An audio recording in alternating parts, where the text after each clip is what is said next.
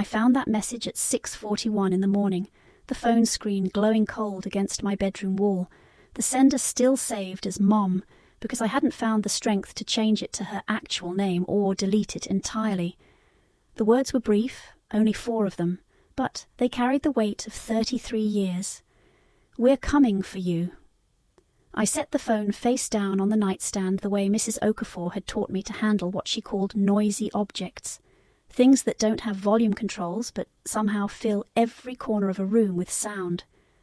The apartment went quiet except for 2 rhythms that became my anchors, the kitchen clock ticking on the wall, steady and indifferent, and the coffee maker beginning its automatic morning cycle, gurgling and hissing as the timer triggered it awake at 6:45 like it did every single day.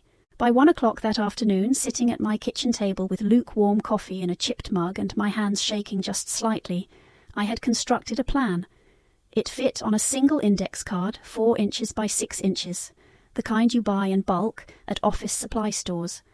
The plan wasn't elaborate, it wasn't particularly clever, it was simply clear, which I was learning mattered more than being right or smart or justified.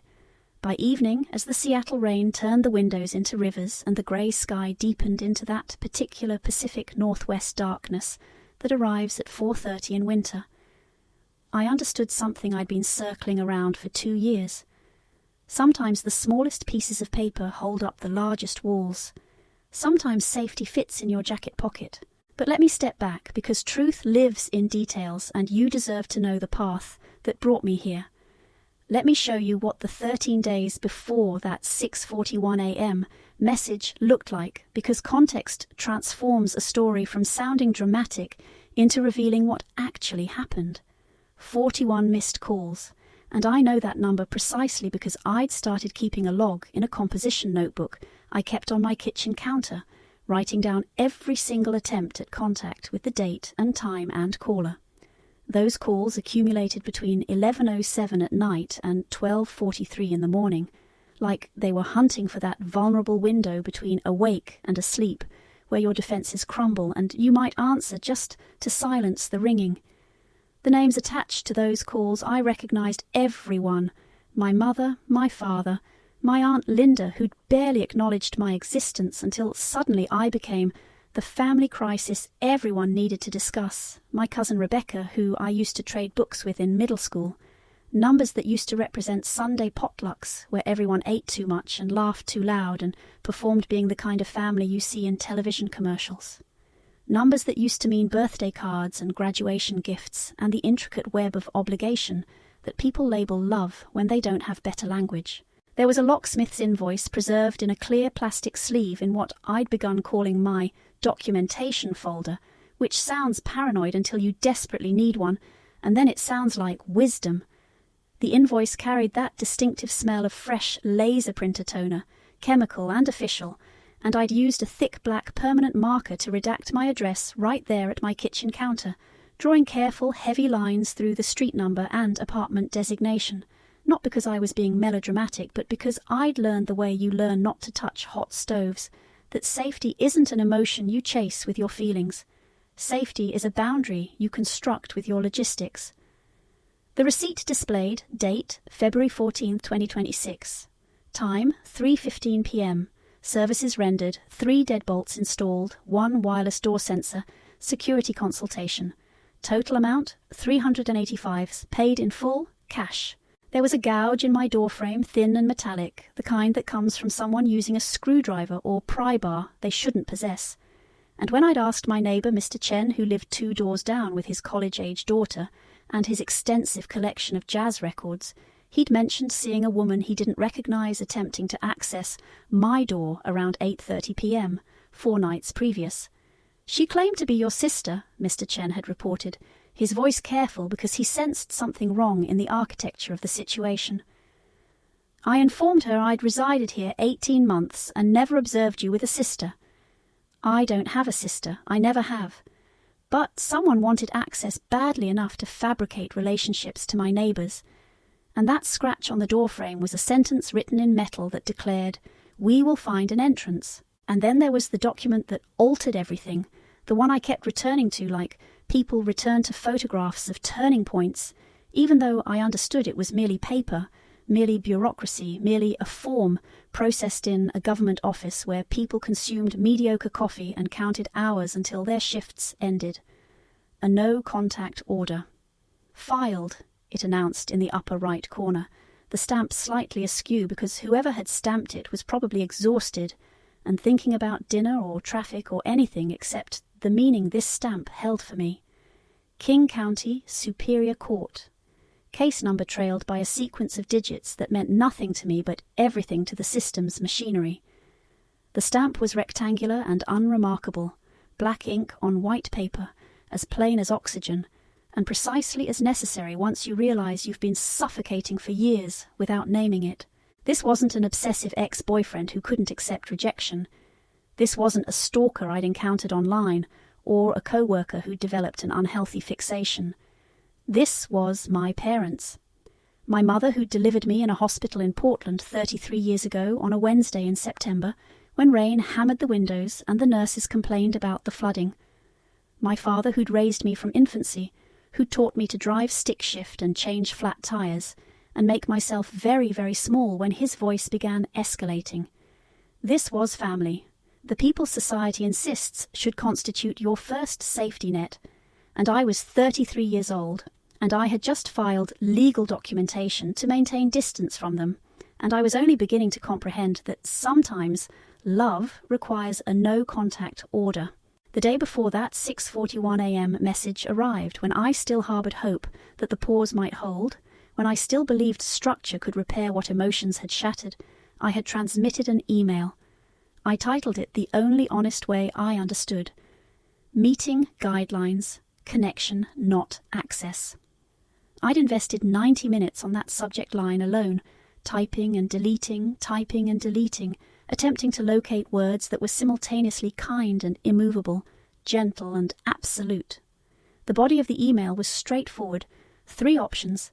Starbucks, the location on Broadway that maintained large windows and sustained steady traffic during midday hours, 1 o'clock Wednesday or Friday of the subsequent week, 25 minutes precisely. Public venue exclusively. I articulated the purpose in a single word that felt both generous and terrifying. Check-in.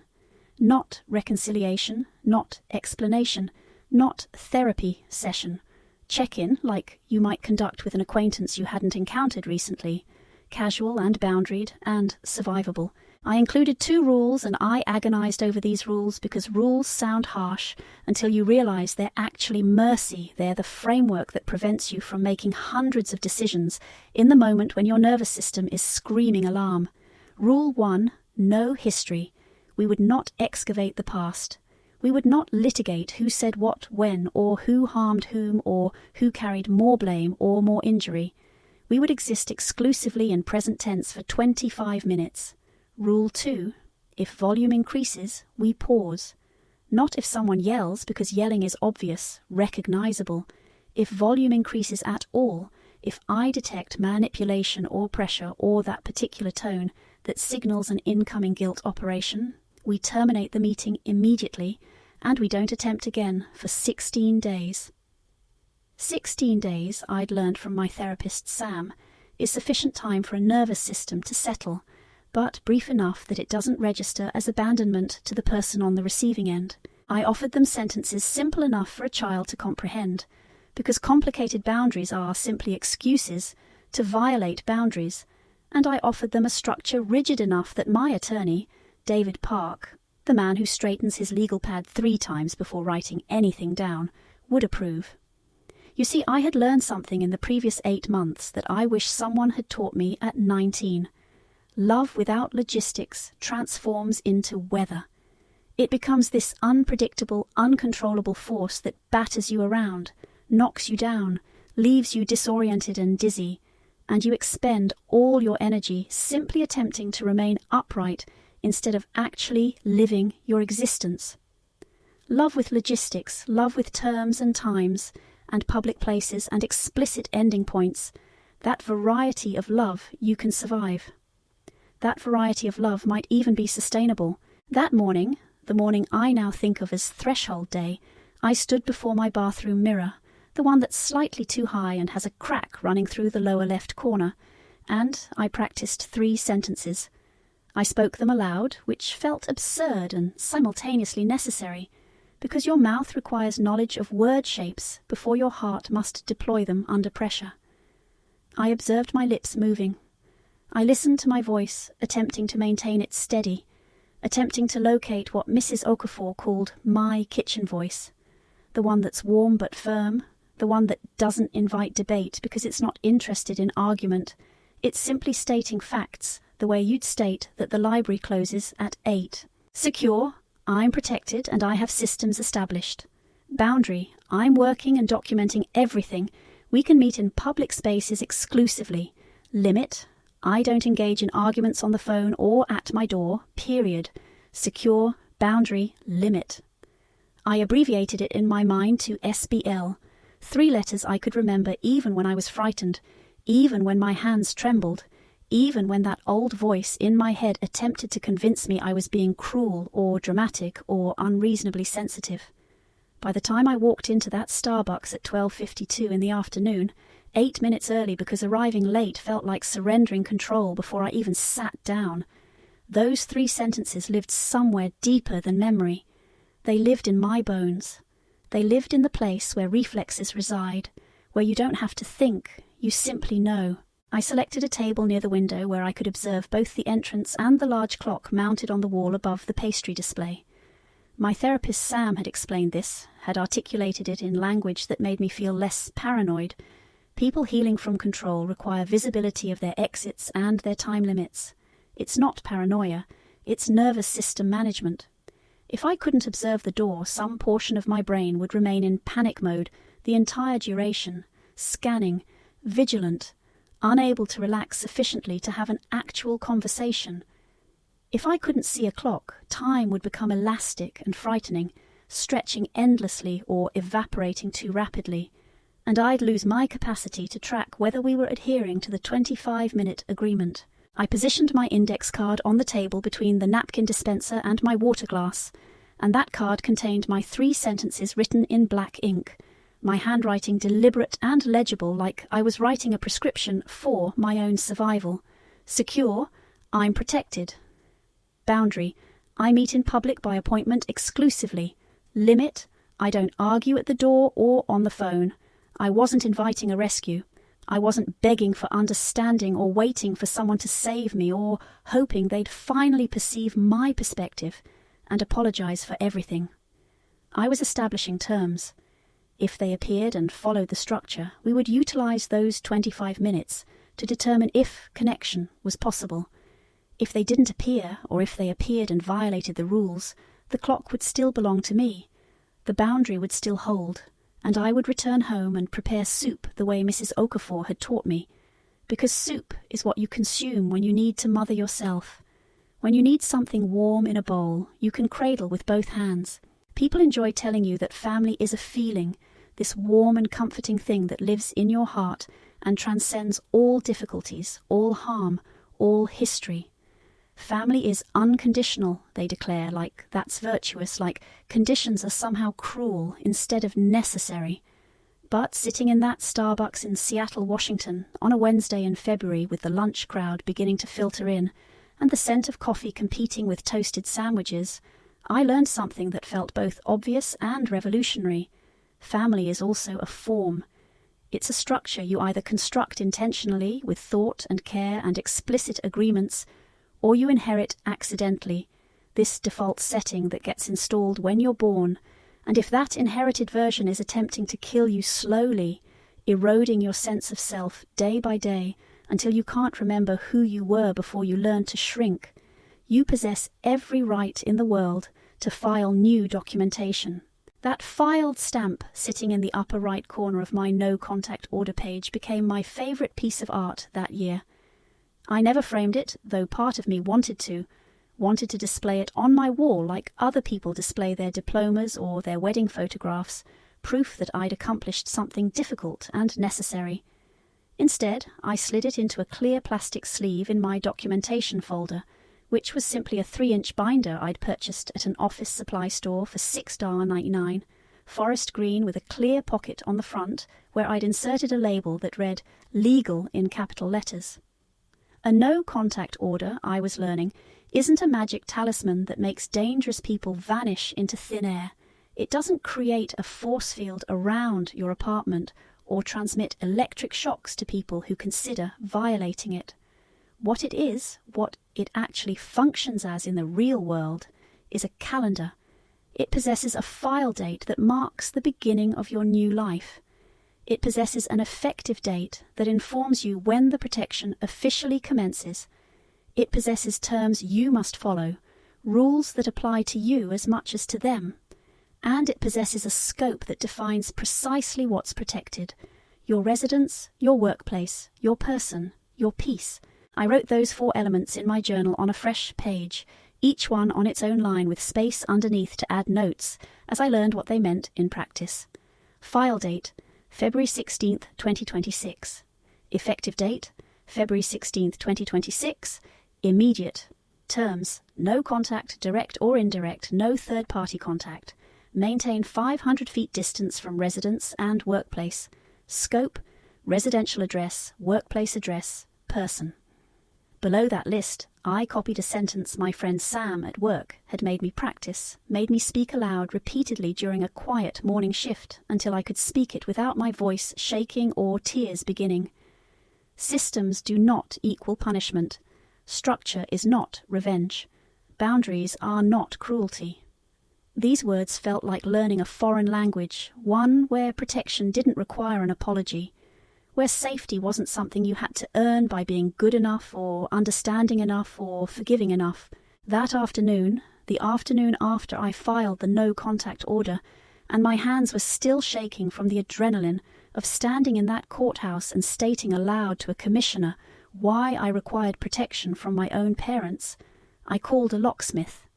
His name was Marcus, and he was probably 58 or 59 years old, with silver-streaked brown hair and hands that appeared to have installed 15,000 locks in 35 years of work, and a voice that was kind without being intrusive, professional without being cold. He didn't ask me why I required the locks changed. He didn't ask if I was in danger, or if I'd contacted the police, or if I had somewhere else I could stay.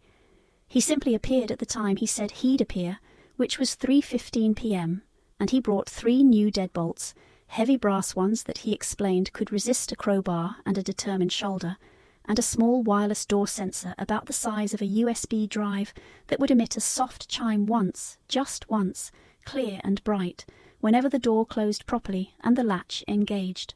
As Marcus installed that sensor on my doorframe, kneeling on my threshold with his toolbox open beside him like a surgeon with instruments, he said something I contemplate almost every single day, something that transformed the way I understood what I was constructing. "Ma'am," he said, not looking up from his work, just talking while he worked the way skilled craftspeople do, "this chime here, this little sound you're about to hear, it helps your nervous system more than it deters intruders. When you hear it signal that the latch is engaged, when you hear that chime, your body knows the door is secured. You won't spend 30 minutes checking it repeatedly, pulling on the handle, walking back to verify it again. Your ears will inform your brain, secure, complete. You can proceed with your evening." He was correct. That first night, when I returned home from work at 10:15 p.m., exhausted and smelling like hotel catering food, I closed my door and heard the chime and felt something in my chest relax that I hadn't known was clenched. I paid Marcus in cash, $385 in 20s that I'd withdrawn from an ATM that afternoon, and I accepted the receipt he handed me, thermal paper that would fade over time but that I'd photograph immediately. Right there at my kitchen counter, standing because I was too wired to sit, I used a thick black Sharpie to redact my address, drawing clean dark lines through the street number and name. What remained was date, February 14th, 2026. Time 3:15 p.m. Service, lock installation, 3 deadbolts, 1 wireless door sensor. Amount paid, $385 cash. I filed it immediately before I could forget, before it could become lost in the clutter of my life. Paper copy in the documentation folder, in a sleeve labelled Receipts.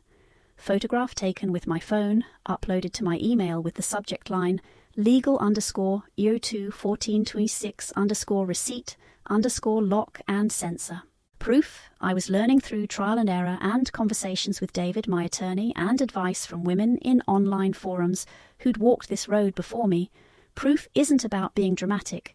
It's not about preparing for some courtroom showdown you're hoping never arrives. Proof is about giving your future self something solid to grasp when your past attempts to rewrite history at 3 a.m. Proof is about possessing evidence that you can examine when someone says, "That never happened," or "You're remembering incorrectly," or "You're being too sensitive." Proof is what the future version of you, the one who might be exhausted or confused or starting to doubt herself, can hold in her actual hands. The next task on my list, and I did possess a literal list that I'd written out with David's assistance, was passwords. Every single digital doorway in my existence required new locks, required having the old keys discarded and new ones installed. Email accounts, all 4 of them. Bank account, the one I'd finally opened in exclusively my name 7 months ago. Credit card login. Cloud storage where I kept photographs and documents. Social media accounts I barely used, but that still existed and could still serve as entry points. Every single one received a new password that same afternoon, sitting at my kitchen table with my laptop and my phone and a growing sense that I was finally actually genuinely taking action instead of simply contemplating taking action. I changed them all because I'd learned, through one horrible incident where my father had somehow accessed my email and read 4 months of correspondence with my therapist, that habit is a highway back to danger. Old passwords felt comfortable. They were easy to type because my fingers knew the pattern, but comfortable isn't synonymous with safe. I activated 2-factor authentication for everything, adding that extra step that meant even if someone guessed my password, they'd require my phone to gain entry. I removed the recovery email address, the old Hotmail account from college that my mother still had access to, the one I'd created when I was 20 and didn't understand that recovery emails were spare keys you were handing to people. I created a list in my journal, a list I titled with dark humour, "Who Possesses Keys?" I divided it into 2 columns with a line down the middle of the page, physical and digital. Under physical, Mrs. Okafor, apartment spare key. Sam, my locker key at work for shift coverage. Building manager, master key required by lease agreement. Under digital, nobody. I looked at that second column, at that single word nobody, and I felt something I'd been pursuing for 3 years. Sovereignty. I proceeded through every account methodically, name by name, person by person, and I asked myself one single question that cut through all the emotion and obligation and guilt. Does this person possess an actual function in my life that requires this key? Not, do I love them? Not, will they be hurt if I remove them? Simply, do they require this access to accomplish something I've genuinely requested them to do? If the answer was no, I removed them. If the answer was even maybe or, well, just in case, I removed them. I crossed out names and wrote reasons in the margin in tiny handwriting. Remove old recovery email. Prevent triangulation. Remove authorized user on credit card.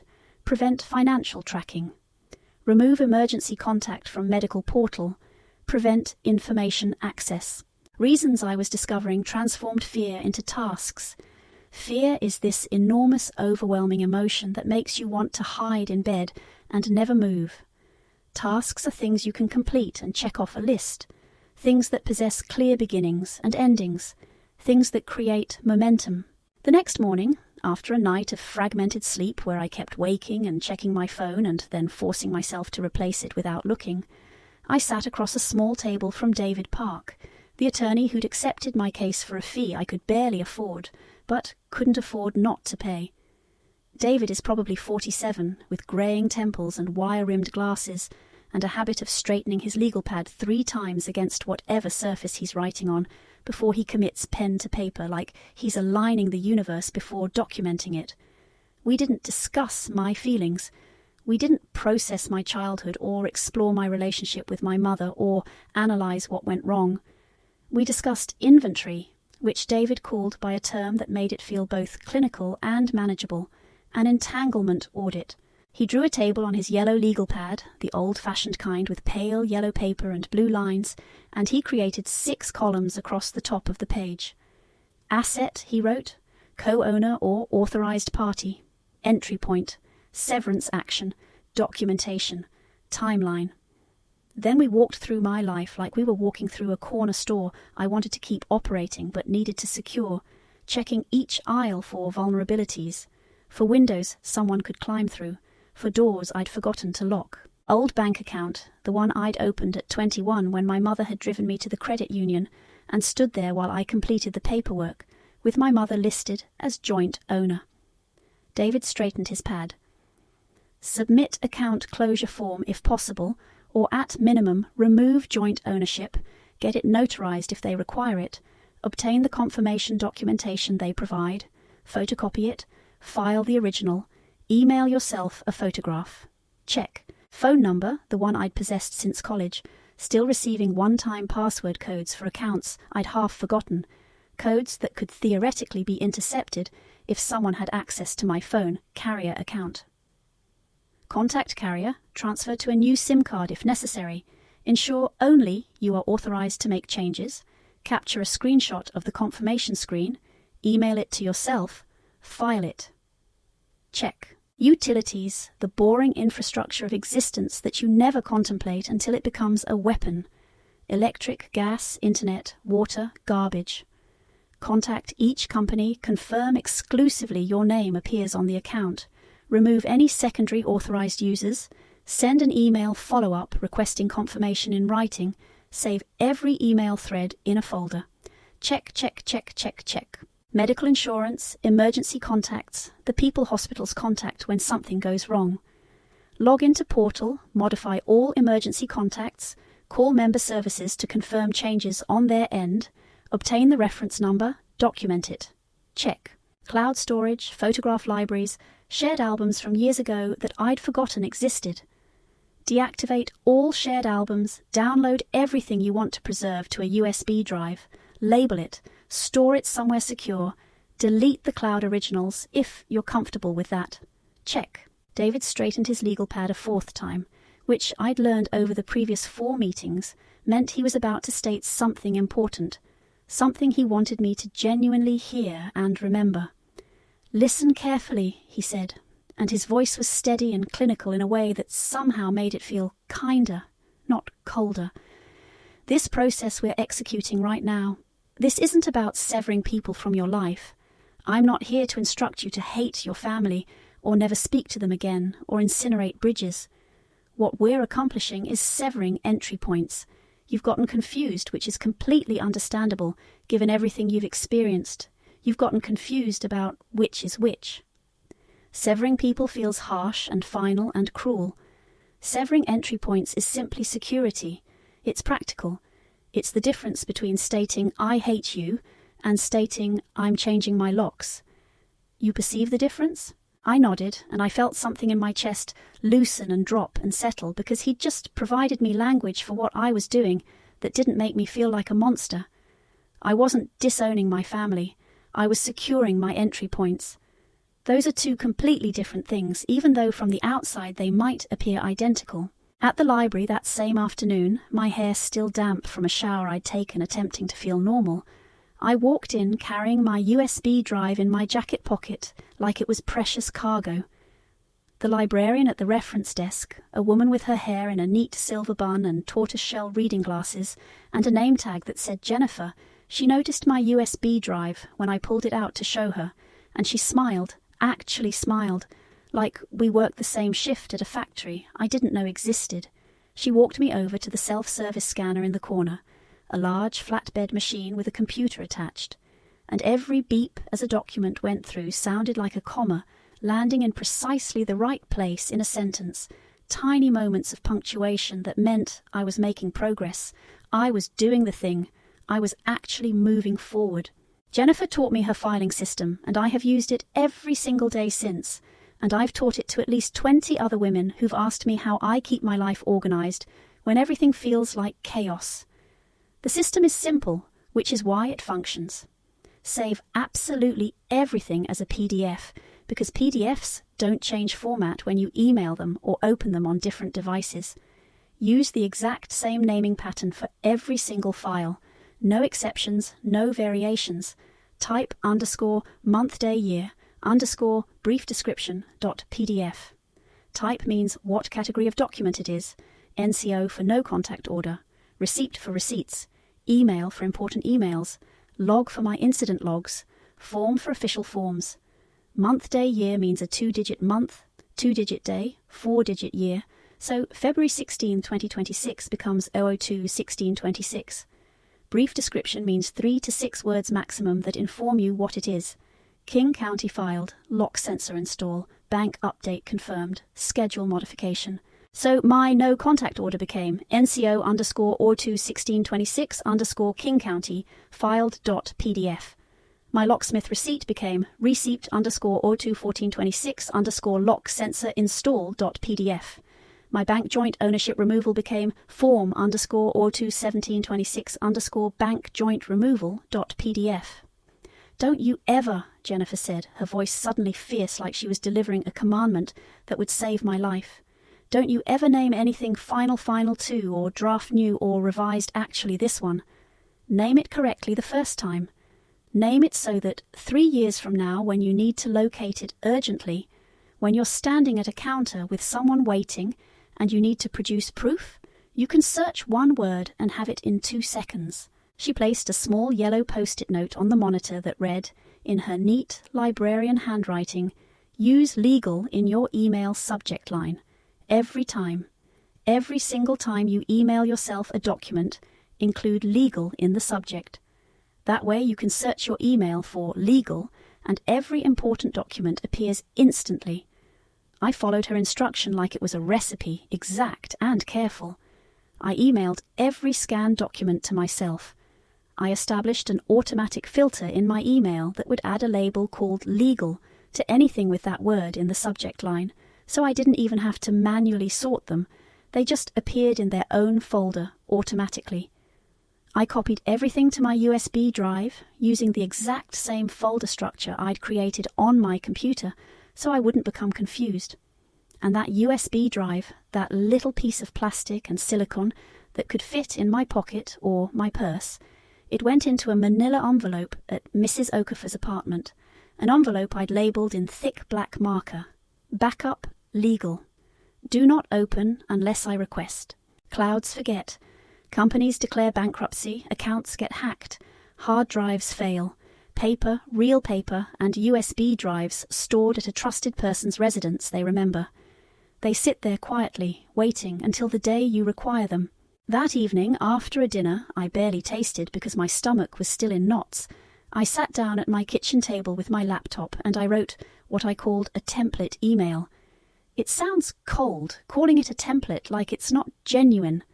But template just means structure, means framework, means you've contemplated it when you were calm, so you don't have to invent it when you're panicking.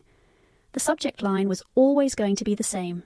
Meeting guidelines. Connection, not access. Then the body, broken into clear sections with line breaks between them. Purpose. Information, invitation, check-in, select one. Options, Wednesday or Friday, 1 to 1:25 p.m. Starbucks on Broadway. Attendees. Who's attending must be specified in advance. Notes. Dietary restrictions, accessibility needs, anything else I should know. Rule. No history. If volume increases, we pause for 16 days. I saved this as a draft in my email, labelled it Template Meeting Request, and I also printed it out and placed it in my documentation folder, so I'd have it even if my computer failed. Then I constructed an email filter, and this felt like a small miracle of technology, like I'd discovered a cheat code for my existence. If any incoming email didn't include the words purpose, options, and attendees somewhere in the body, it would automatically skip my inbox and drop into a folder I named Unscheduled. I would only check that unscheduled folder twice daily, at 8 in the morning and 6 in the evening, my designated communication windows. Phones, I'd learned the hard way, stir up performance anxiety.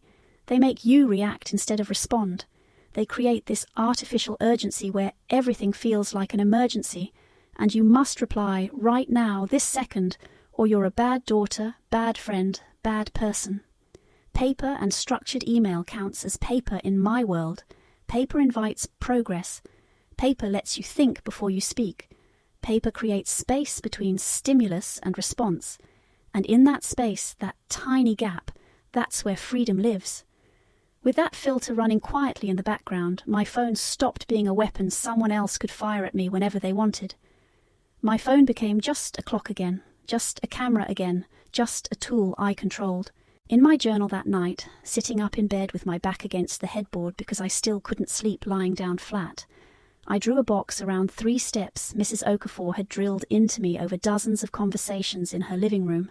3 steps that she swore would save me from turning every difficult conversation into a full-scale emotional disaster movie. Step 1, short mouth. Say only 1 sentence aloud, your secure boundary limit statement and nothing more. Don't explain, don't justify, don't teach, just state. Step 2, longhand. Write everything else down in a text message or email with a timestamp visible, so there's a record. Documentation is protection. Step 3, leave the stage. If volume starts increasing or if you feel manipulation beginning, you physically remove yourself from the situation and you start a timer. 16 days for a first violation or boundary test.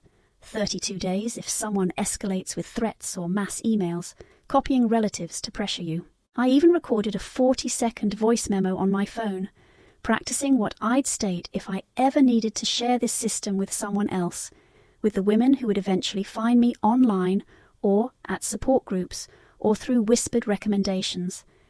In that memo, speaking clearly like I was leaving instructions for my future self, I said, I'm secure. I'm working on constructing a life. I don't engage in arguments on the phone or at the door, period. Schedules, not storms. After any late-night call or surprise visit that violates our agreement, I implement a 16-day pause automatically, no discussion. Pivot everything to paper. Please email logistics. I'll reply within 24 hours.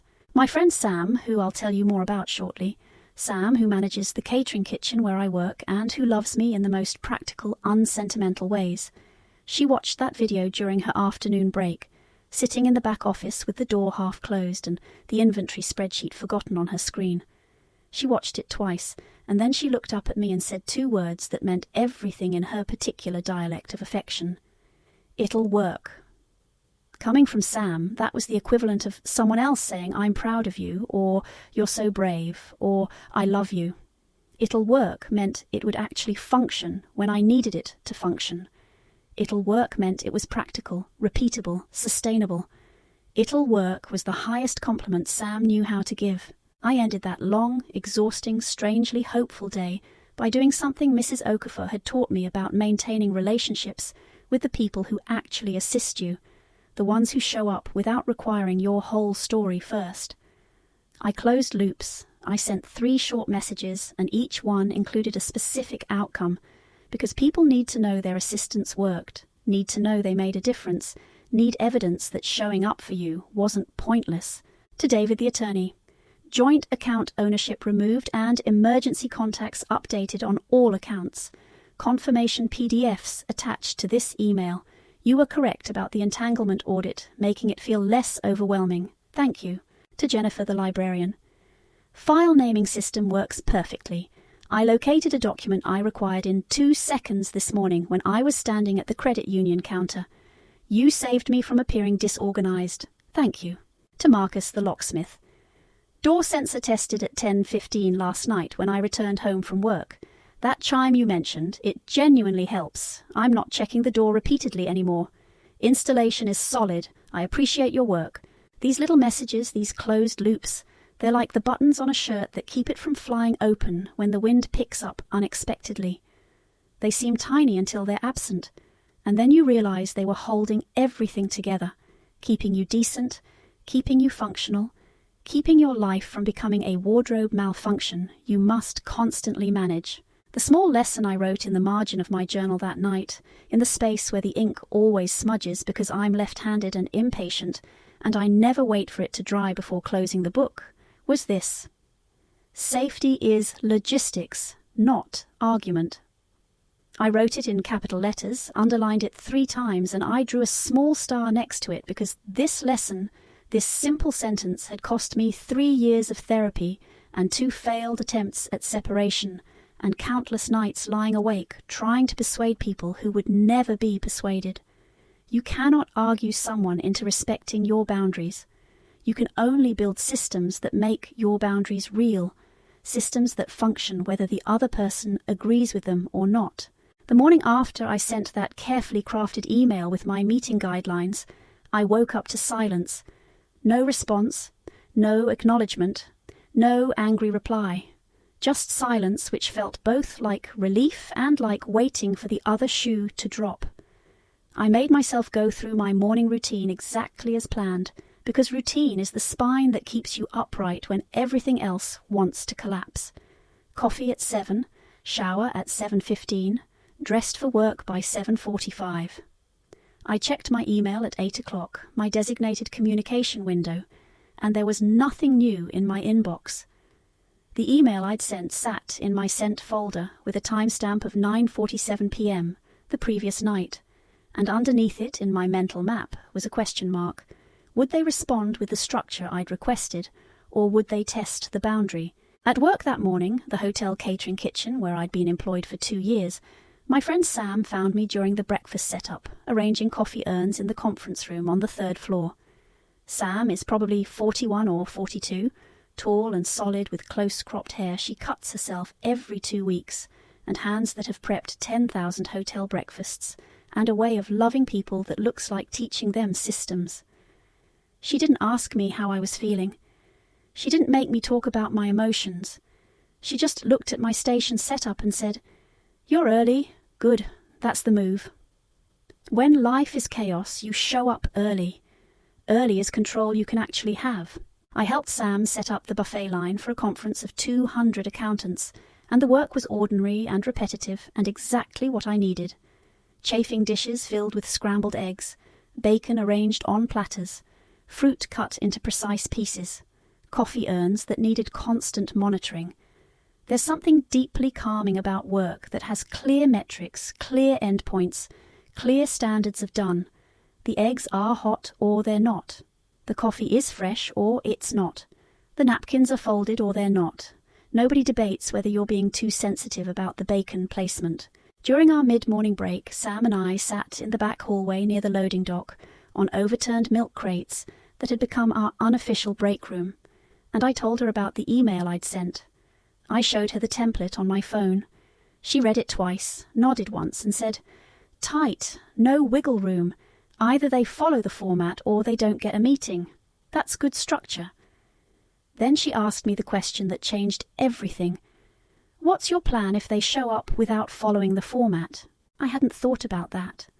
I'd been so focused on creating the perfect structure, the perfect terms, the perfect email, that I hadn't planned for the most likely scenario, that they would ignore all of it and do whatever they wanted anyway. Sam saw my face change, saw the realization hit, and she didn't let me spiral. "Okay," she said, her voice steady like she was reading from a recipe. "Let's build that right now. If they show up unannounced, what do you do?" We spent 15 minutes sitting on milk crates in a hallway that smelled like industrial cleaner and coffee, and we built what Sam called my emergency protocol. Step 1, don't open the door. Say your secure boundary limit statement through the door. "I'm secure. I meet in public by appointment only. Please email purpose and options." Step 2, don't explain, don't argue, don't engage in conversation. Just repeat the statement once if they persist, then go silent. Step 3, if they don't leave within 5 minutes, call the non-emergency police line, reference your no contact order, and request a welfare check documentation. Not because you need police intervention necessarily, but because you need a paper trail that shows the boundary was tested. Step 4, document everything. Write it down within 30 minutes while your memory is fresh. Date, time, what was said, what you did, how long they stayed, whether they left voluntarily. Sam made me practice saying my statement out loud right there in the hallway. "I'm secure. I meet in public by appointment only. Please email purpose and options. I said it 5 times, adjusting my tone each time until it sounded firm but not angry, clear but not cruel, factual like I was stating store hours. "That's the one," Sam said when I finally got the tone right. "That's your kitchen voice. Save that in your body. You'll need it." The email response came 3 days later at 11:23 p.m. on a Friday night, which told me everything about the state of mind it was written in. The subject line said simply, "Re-meeting guidelines." And when I opened it, my heart pounding because I'd been dreading this moment, I found 4 sentences. "This is ridiculous. We're your parents. We don't need an appointment to see our own daughter. Call us tomorrow." No purpose, no options, no attendees, no acknowledgement of the structure I'd requested. Just 4 sentences that said, "We refuse to follow your terms, and we expect you to fold." I stared at that email for probably 3 full minutes, feeling that old familiar pull, that trained response that wanted me to explain and justify and defend and persuade. The old version of me would have written back a 1,000-word email explaining why I needed these boundaries, detailing all the harm that had been done, making my case like I was arguing before a judge who might finally understand. The new version of me, the one I was building with Sam's help and Mrs. Okafor's help and David's help and Jennifer the librarian's help, the one who understood that safety is logistics, not argument, that version of me did something different. I moved the email to my unscheduled folder. I opened my journal and I wrote, legal_OR2226_2323_ email response received, no compliance with format, moved to unscheduled, no reply sent, 16-day pause initiated. Then I did something that felt both petty and powerful. I set a calendar reminder for 16 days in the future, March 9th, 2026, with the note, "Pause ends, can send reset template if desired." 16 days. Not as punishment, but as pause. 16 days for both of our nervous systems to settle. 16 days to see if they would learn that the structure was real, that the terms weren't negotiable, that I meant what I said. I didn't reply to that email. I didn't call. I didn't explain. I just let the silence be my answer, let the structure speak for itself. And I went to bed, and I slept better than I had in weeks, because I had followed my own system. I had kept my own boundary. I had done what I said I would do. The next morning, Saturday, at 7:15 a.m., there was a knock on my door. Not the polite knock of a neighbour or a delivery person, the insistent knock of someone who expects the door to open. I looked through the peephole and saw my mother standing in the hallway, holding a casserole dish covered in aluminum foil, looking exactly like she always looked when she was performing concern. My heart started racing immediately, that old, trained response, and I felt my hand actually reach for the doorknob before my brain caught up. I stepped back from the door. I pulled out my phone and I opened the Notes app where I'd saved my emergency protocol. I read it once to remind myself. Then I spoke toward the door, not opening it, not even touching it, keeping my voice level and clear. "I'm secure. I meet in public by appointment only. Please email purpose and options." My mother's voice came through the door, wounded and confused like she couldn't possibly understand why I was being this way. "Honey, it's Mom. I brought you that chicken casserole you always loved. Can you just open the door for 1 minute?" I felt everything in me want to open that door, want to be the good daughter who accepts the casserole and says thank you and lets Mom feel like she's helping. But I'd learned, painfully and slowly, that casseroles aren't just casseroles. They're entry points. They're ways of saying the rules don't apply to us because we're family. So I repeated my statement exactly as I'd practiced. "I meet in public by appointment only. Please email purpose and options." "This is insane," my mother said, her voice rising slightly, and there it was, that shift in volume that meant the manipulation was about to begin. "I drove 40 minutes to bring you food and you won't even open the door. What have they done to you? Is it that therapist? Did he tell you to treat your mother this way?" I didn't respond. Sam had drilled this into me. Don't engage with the content of what they're saying. Don't defend your therapist. Don't explain your reasoning. Don't argue about whether it's insane or not. Just hold the line. So I stayed silent, standing 3 feet back from my door, my phone in my hand with the timer running, documenting how long this lasted. "Fine," my mother said after about 2 minutes of silence, her voice shifting into that particular tone I knew from childhood, the one that meant I was going to pay for this later. "Fine, I'll leave it at the door. But when you're ready to stop this nonsense and act like an adult, you know where to find us." I heard her set something down outside my door. I heard her footsteps walking away. I waited 5 full minutes, counting them on my phone, before I looked through the peephole again. She was gone. There was a casserole dish sitting on my doormat, foil-covered, probably still warm. I didn't open the door. I didn't retrieve the casserole. Instead, I texted my building manager. "Someone left food outside my apartment. I have a no-contact order. Can you please remove it? I don't want it, and I didn't request it." 10 minutes later, the building manager texted back, "Removed. I'll hold it at the front desk for 24 hours if you change your mind. Then I'll dispose of it." Then I sat down, and I documented everything while it was fresh.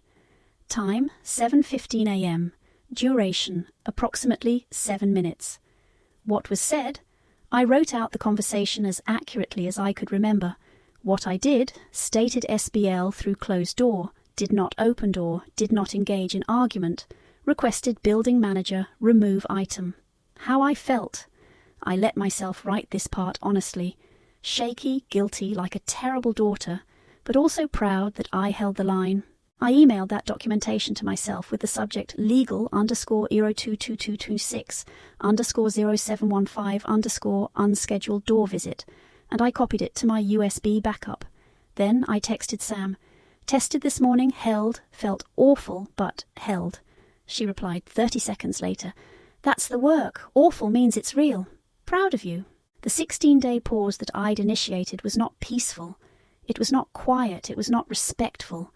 It was tested repeatedly in ways that ranged from gentle to aggressive, from sad to manipulative, from confused to angry. Let me walk you through those 16 days the way lawyers love to see information, and the way nervous systems desperately need information, which turns out to be the same way, day by day, with facts instead of feelings. Day 1, Saturday. The door incident I just described. Documented. Building manager notified. Boundary held. I spent the rest of the day doing ordinary things on purpose. Laundry, grocery shopping, meal prep for the week. Boring is medicine when your nervous system is screaming. Day 2, Sunday. Text message from my father at 6:45 a.m. "Your mother is very hurt. This has gone too far. I'm coming over this afternoon so we can talk like adults." I moved the text to my unscheduled folder, and I replied with a message I'd pre-written. "I meet in public by appointment only. Please email purpose and 2 options." He didn't come over. The threat was a test, and when I didn't engage, when I didn't argue or defend or explain, the test ended. Day 3, Monday. Email from my Aunt Linda, my mother's sister, someone I'd barely spoken to in 5 years. "I don't know what's going on between you and your parents, but family is family. Whatever happened, you need to forgive them. They're getting older and they won't be around forever." This is what they call triangulation, using a third party to apply pressure. I didn't reply. I moved it to a folder I created called Third Party, and I documented it. Legal_22426_ from Aunt Linda, triangulation attempt, no reply sent. Day 4, Tuesday, nothing. Silence. The silence felt worse than the contact somehow, like waiting for a storm you know is coming but can't see yet. Day 5, Wednesday. At work, during the lunch service, the front desk called the kitchen and asked if there was someone named Ashley working there. Sam answered the phone, looked at me, and I shook my head. Sam said, "Sorry, no one by that name here," and hung up. After service, I pulled Sam aside and asked what that was about. "Woman called asking for you by name," Sam said. "Said she was your aunt and she had something important to tell you." I said I couldn't confirm or deny employee information and suggested she try email. Boundary held by someone else on my behalf, because I told Sam what was happening and she'd decided to be part of my system. Day 6, Thursday. Package delivered to my apartment. No return address. Inside, 3 framed photographs from my childhood and a note that said, "These belong to you. Please come get the rest of your things. We won't keep them forever." I took photos of the note and the package label before I opened anything, because David had told me to document everything. I stored the photographs in a closet, unopened, and I filed the documentation. Legal_Aura22726_ package received, contents documented, storage location noted. Day 7, Friday. Text from my cousin Rebecca at 10:30 p.m. "Hey, haven't talked to you in forever. Want to get coffee this weekend?" On the surface, innocent. But Rebecca and I hadn't spoken in 2 years, and the timing was too convenient. I replied, "Hi, Rebecca, I'm not available this weekend. If you'd like to reconnect, I'm open to that, but I need to let you know I have some family boundaries in place right now, and I won't be discussing my parents. If that works for you, I'd enjoy catching up in a few weeks." She never replied. The coffee wasn't about coffee. Day 8, Saturday. I worked a double shift by choice because being busy is better than being alone with your thoughts. During my dinner break, Sam and I sat in the back hallway and she asked me how I was holding up. I told her honestly, "I feel like a terrible person. I feel cruel. I feel like I'm the one causing all this pain." Sam looked at me for a long moment, and then she said something I've written down and read probably 500 times since. "You're not causing pain. You're refusing to manage their pain for them. That's different. Their pain is real, but it's not your job to fix it by setting yourself on fire." Day 9, Sunday. Email from my mother with the subject line, "Please." Just that one word. Inside, "I don't understand what we did wrong. I don't understand why you hate us. I gave you life. I raised you. I sacrificed everything for you. If you won't talk to us, at least tell us what we did so we can apologize. This silence is killing your father." Every sentence was designed to pull on my guilt, my obligation, my fear. Every sentence was a hook. I read it once, felt the familiar pull, and then I did something that saved me. I copied the entire email into a document, and I replaced every I with they, and every you with I. It read like this: "They don't understand what they did wrong. They don't understand why I hate them. They gave me life. They raised me. They sacrificed everything for me. If I won't talk to them, at least tell them what they did so they can apologize. This silence is killing my father." When I read it with those pronouns flipped, I could see the manipulation more clearly. I moved it to unscheduled and I documented it. Day 10, Monday. A letter arrived in my physical mailbox, handwritten, 6 pages long. I didn't read it. David had told me I didn't have to consume everything they sent just because they sent it. I photographed the envelope, front and back, to document that I'd received it. Then I put the letter, unopened, in a manila envelope labelled Unread Correspondence, and I filed it in my documentation folder. Maybe someday I'd read it, maybe I wouldn't. But I didn't have to make that decision on their timeline. Day 11, Tuesday. Mrs. Okafor knocked on my door at 7 p.m. with a pot of soup and an invitation to sit on her couch and watch a British baking show and not talk about anything serious. I went, I ate soup, I watched people make elaborate cakes. I petted her cat. When I left 2 hours later, I felt more human than I had in days. This is what actual support looks like, someone showing up with soup and permission to be normal. Day 12, Wednesday. Text from my father. "The 16 days are almost up. What happens then?" So he'd been counting. So they were aware of the structure, even if they weren't following it. I didn't reply, but internally I felt something shift. They were paying attention. The boundary was real to them, even if they didn't like it. Day 13, Thursday. Nothing. Silence again. Day 14, Friday. Email from my mother with proper structure for the first time. Purpose, check-in, options, next Wednesday or Friday, 1/1/25.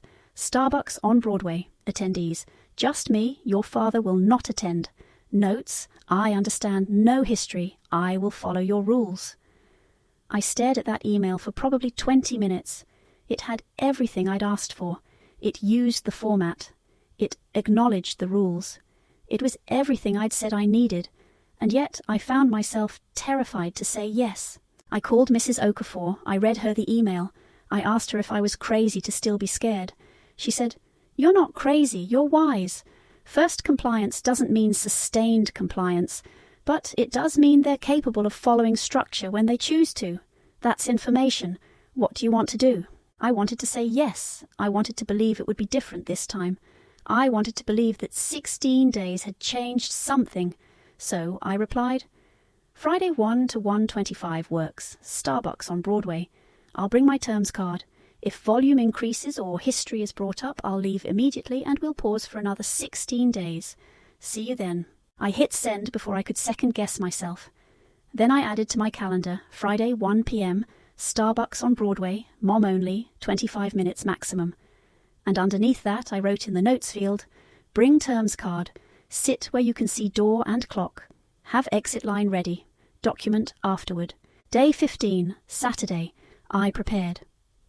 I practiced my secure boundary limit statement 20 times out loud in my apartment until my voice sounded steady and clear. I wrote out my exit line on an index card. "I'm ending this meeting now. We can try again in 16 days if you'd like to email new options."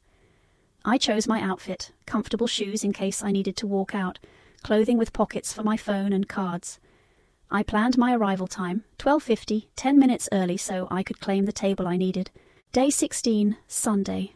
1 day until the meeting. I worked a morning shift, came home, meal prepped, did laundry, cleaned my apartment. All boring tasks that keep your hands busy and your mind from spiraling. In the evening, I sat down with my journal and I wrote something that surprised me. Whatever happens tomorrow, I've already won. I held 16 days. I built a system that works. I proved to myself that I can keep my own boundaries even when it hurts. Even if tomorrow goes badly, I've already done the hardest part. Friday arrived grey and drizzling, typical Seattle weather that matches your anxiety perfectly. I got to Starbucks at 12:50 as planned. I ordered a tea I wouldn't drink but needed something to hold. I claimed the table I'd scouted the week before, window seat, clear view of entrance, clock visible on the wall above the pickup counter. I laid my index card on the table. Secure, I'm protected. Boundary, I meet in public by appointment only. Limit, I don't argue at the door or on the phone. Below that, my exit line. I'm ending this meeting now. We can try again in 16 days. My mother arrived at 12:58. She was alone, as promised. She looked smaller than I remembered, older, like the 16 days had aged her visibly. She sat down across from me and for a moment we just looked at each other. Then she saw the index card on the table and something in her face shifted. Not anger exactly, but resignation. "You really meant it," she said, "all of it. The rules, the structure, all of it." "Yes," I said, "I really meant it." "Okay," she said, and her voice was quieter than I'd ever heard it. "Okay, 25 minutes, no history, I understand." And we began. I'm not going to tell you that meeting was perfect, or that it solved everything, or that we suddenly understood each other and healed years of damage in 25 minutes. It wasn't, and we didn't. But what did happen was this. We had a conversation that stayed in present tense. She told me about her garden, which plants had survived the winter. I told her about a promotion opportunity at work. She asked if I was eating enough vegetables. I asked if she'd gotten her car's oil changed like she'd been meaning to. We talked like acquaintances catching up, which sounds cold but felt survivable. At 1:18, 7 minutes before our time was up, she said, "I want to understand what happened. I want to know what we did wrong." I felt the familiar pull, the old pattern trying to reassert itself. I looked at my index card. I looked at the clock. I said, "That's history. We agreed no history today. If you want to continue this meeting, we stay in present tense." She started to argue. I could see it gathering in her face, and then she stopped herself. She took a breath. She said, "You're right, I'm sorry. Tell me more about this promotion at work." At 1:24 I said, "We have 1 minute left. If you'd like to meet again, you can email me following the same format. Purpose, options, attendees." She nodded. At 1:25 exactly, I stood up. "Thank you for coming," I said, "and for following the structure." She stood too, and for a second I thought she might try to hug me, but she didn't. She just said, "Same time next Friday?" "Email me the format," I said. "I'll reply within 24 hours. I walked out of that Starbucks at 1:27, 2 minutes after the agreed time, because I'd stayed to put on my coat and gather my things calmly instead of fleeing. I walked 3 blocks in the rain before I stopped under an awning and pulled out my phone and documented everything while it was fresh. Time, 1:25. Attendees, mom only. Terms, followed for most of meeting, 1 attempt to discuss history redirected successfully. Volume remained level throughout. My response, held boundary on history, ended at agreed time. Next steps, we'll wait for email with proper format before scheduling next meeting. Then I texted Sam. First meeting complete, lasted exactly 25 minutes. Structure held. She replied, "That's the whole game. Not perfect, just structured. Proud of you." I texted Mrs. Okafor. "Meeting finished, I'm okay. Coming over in an hour if you're home?" She replied, "Soup is ready." And I walked home in the rain, and I felt something I hadn't felt in 3 years. The possibility that maybe, just maybe, this could be sustainable. Not perfect, not healed, but structured enough to be survivable. And sometimes survivable is the best kind of love there is. The weeks that followed that first meeting developed a rhythm that looked nothing like reconciliation and everything like architecture. My mother sent properly formatted emails requesting meetings, and I responded within 24 hours with confirmations or alternative options. We met every other Friday at the same Starbucks, same table when possible, same 25-minute window. The meetings weren't magical, they weren't deeply connecting, they were just consistently civil, which turns out to be its own kind of miracle. But this story isn't just about meetings with my mother. It's about what I learned about building a life that was mine, about the systems that held me up when the old patterns tried to pull me down, about the people who became my scaffolding when my foundation was still being poured. Let me tell you about those people, because they're the reason this story has a survivable ending instead of just an ending. Sam at work became my model for what love looks like when it's stripped of sentiment and built entirely from utility. She didn't tell me she loved me. She showed me by protecting my schedule, by making sure my Wednesday mornings stayed clear for my therapy appointments, by teaching me how to track metrics at work so I could see my own competence in numbers instead of feelings. We developed what we called competence trades. The dishwasher, a guy named Luis, who was probably 50 and had worked in hotel kitchens for 30 years, he taught me how to arrange dishes in the industrial washer so they'd come out actually clean instead of just wet. I helped him study for his citizenship test during our breaks, quizzing him on amendments and branches of government. Elena, who worked the coffee station, taught me how to make 5 different drinks in under 2 minutes. I showed her my filing system and helped her organize her immigration paperwork into folders that made sense. Nobody called this chosen family. Nobody made it precious or emotional. We just made each other's days easier, and we showed up when we said we'd show up, and we kept our promises at a scale we could sustain. That's what real support looks like. It looks like showing someone which button to press on the dishwasher, and it looks like covering their shift when they have a court date, and it looks like texting, "You good?" when you notice they've been quiet for 2 days. Mrs. Okafor became my education in what maternal warmth looks like when it's not tangled up with control. She had 3 rules for her apartment, posted on a card near the door like a restaurant posts its hours. Shoes off, no phones at the dinner table. If you sleep here, you help with breakfast. That was it. No elaborate explanations. No emotional manipulation disguised as care. Just 3 clear boundaries that made her space safe for both of us. When I stayed at her apartment during a particularly difficult week, when I was too scared to be alone, she didn't ask me to perform gratitude or explain my entire history or promise I was getting better. She just pointed to the guest room and said, "Clean towels in the bathroom. Alarm clock if you need it. I make eggs at 7. The next morning I helped her make breakfast. Scrambled eggs with cheese and toast, and we ate in companionable silence while she did her crossword puzzle and I read the news on my phone. When I tried to thank her profusely, she waved me off and said, "You do the same. That's what neighbours do." She taught me something crucial about boundaries that I'd never understood. Boundaries work better when they're boring. When you make boundaries into this big emotional production, you're inviting people to argue with your emotions, to question your feelings, to debate whether you're hurt enough to deserve protection. But when your boundaries are just house rules, just posted hours, just this is how things work here, there's nothing to argue with. You don't debate with a restaurant's closing time. You just note it and plan accordingly. Mrs. Okafor also taught me about repair. One evening I snapped at her about something inconsequential. She'd moved a book I was reading and I couldn't find it, and my tone was sharp in a way that wasn't okay. She stopped what she was doing, looked at me directly and said, "Try that again." Not angry, not punishing, just try again. I took a breath and said, "I'm sorry, I'm stressed and I took it out on you. The book thing isn't actually a big deal. I apologize for my tone." She nodded and said, "Accepted. Book's on the side table, by the way. I moved it so I could dust." Then she went back to cooking and the moment was over.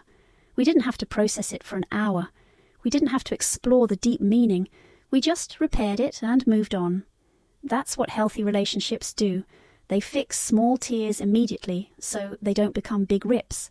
Jennifer at the library became my guide through the practical wilderness of documentation. She didn't just teach me how to name files. She taught me how to think about my own life as something worth documenting, worth preserving, worth taking seriously. When I felt stupid for keeping such detailed records, for photographing receipts and saving emails and maintaining logs, she told me something that shifted my entire perspective. You know who keeps good records? People who plan to be here next year. People who believe their future self deserves good information. Every file you name properly is an act of hope. She helped me set up what she called a proof system that went beyond just my legal documents.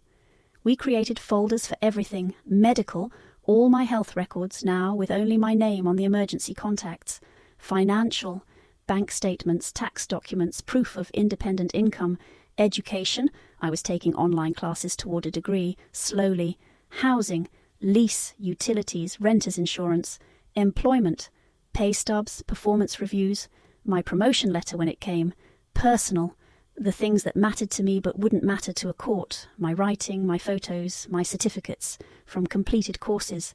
"Your life is your evidence," Jennifer said one afternoon while we were scanning a stack of my documents. "Evidence that you exist independently, evidence that you're building something, evidence that you're not the unstable, dramatic person they might try to claim you are if this ever goes to court or family therapy or wherever. You're just a person with organized files and a normal life. That's powerful." David Park, my attorney, taught me to think like a lawyer, which sounds cold but was actually the kindest gift anyone gave me. Lawyers don't deal in feelings. They deal in facts, in timelines, in documentation, in what can be proven. When I came to him in a panic because my father had driven past my workplace 3 times in 1 week, David didn't validate my fear or tell me I was being paranoid. He asked me 3 questions. Did you document the dates and times? Do you have any witnesses? Do you have a photo of the vehicle or license plate? I had documented the dates and times. I didn't have witnesses. I didn't have photos. "Next time," David said, "photo the vehicle from inside your building. Note any witnesses. Build the pattern. 1 drive-by is coincidence. 3 is data. 5 is a violation we can use." He taught me the difference between how something feels and what you can prove. "Your feelings are valid," he said, "but they're not admissible. This is the hard part.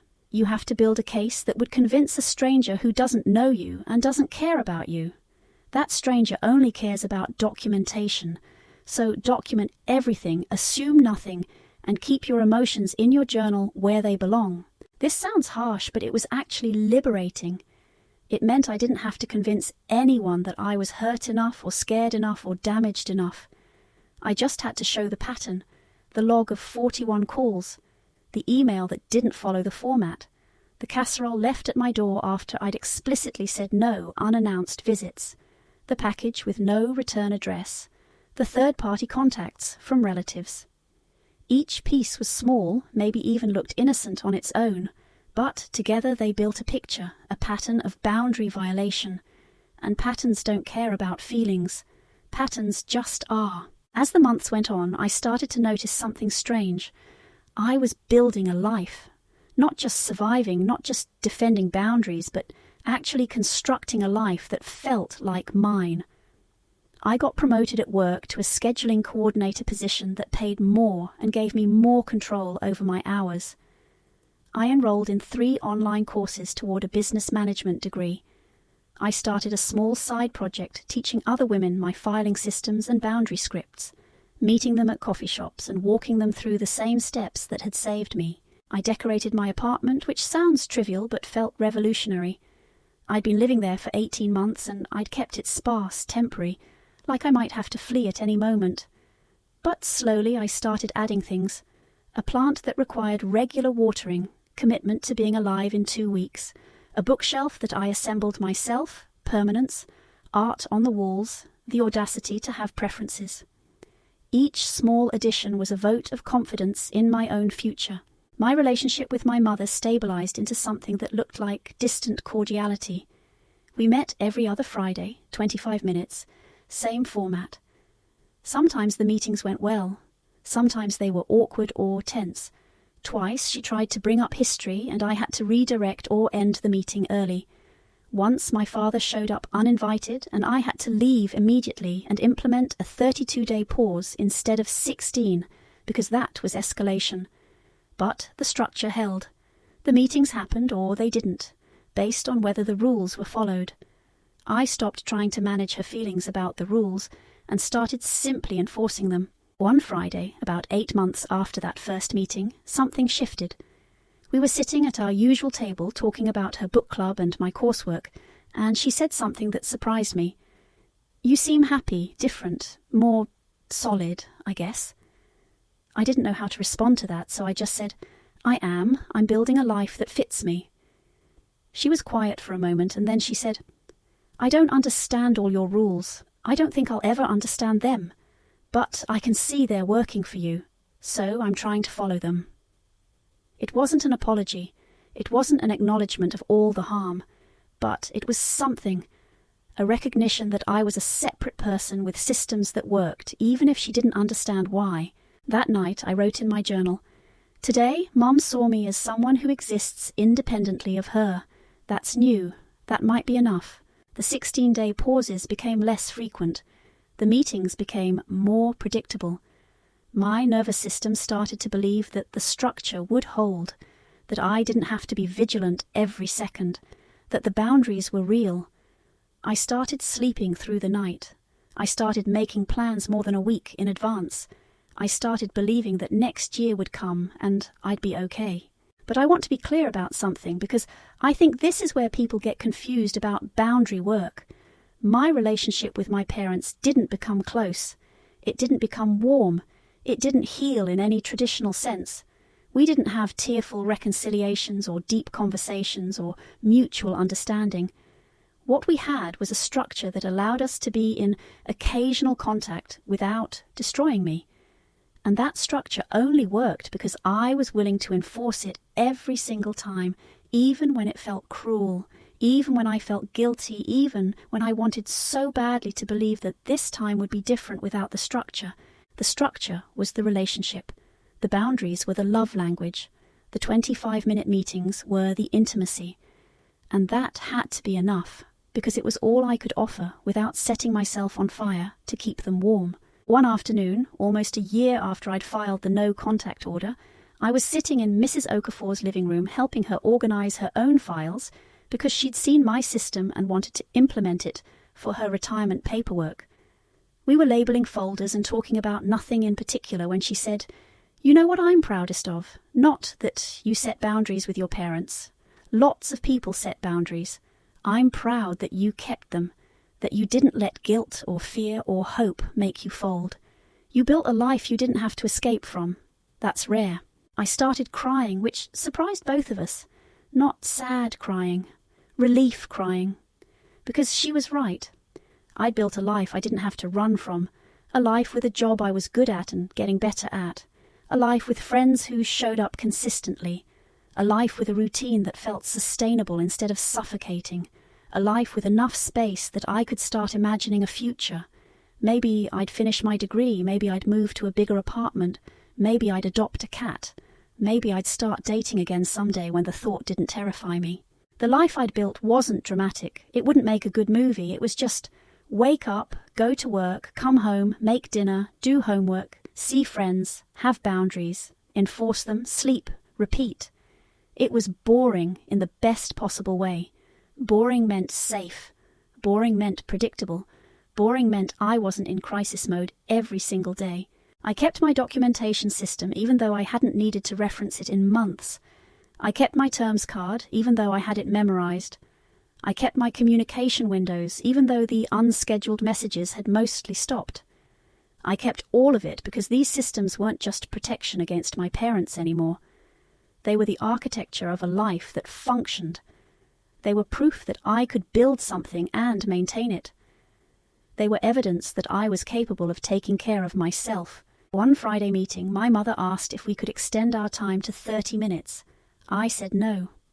25 minutes was what we'd agreed on, and changing it would be changing the structure that made the meetings possible.